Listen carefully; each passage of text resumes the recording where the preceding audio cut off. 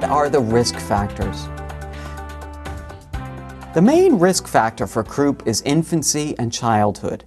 The risk is higher during autumn and winter, but croup can occur year-round. Though uncommon, croup sometimes occurs in adults. As with any respiratory illness, croup is more likely to develop when there is exposure to smoking in the home.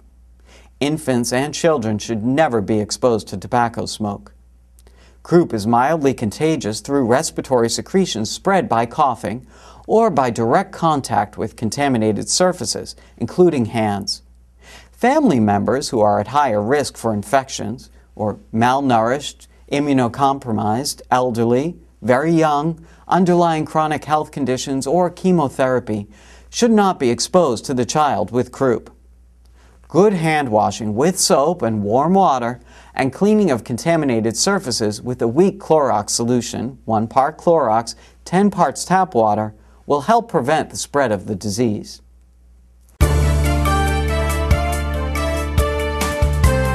How is it diagnosed?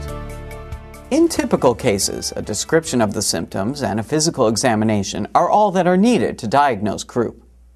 In complicated or severe cases, X-rays of the neck and chest, tests to measure blood oxygen levels, and examination of the airways with a laryngoscope, an instrument that allows doctors to see the vocal cords, may be used to confirm diagnosis and help the doctor decide which treatments may be needed to relieve symptoms.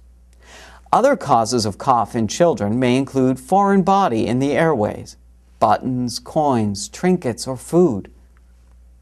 Pertussis, or whooping cough, and rubeola, or measles, are coughing diseases which are largely prevented by routine childhood immunizations. There is no immunization against croup,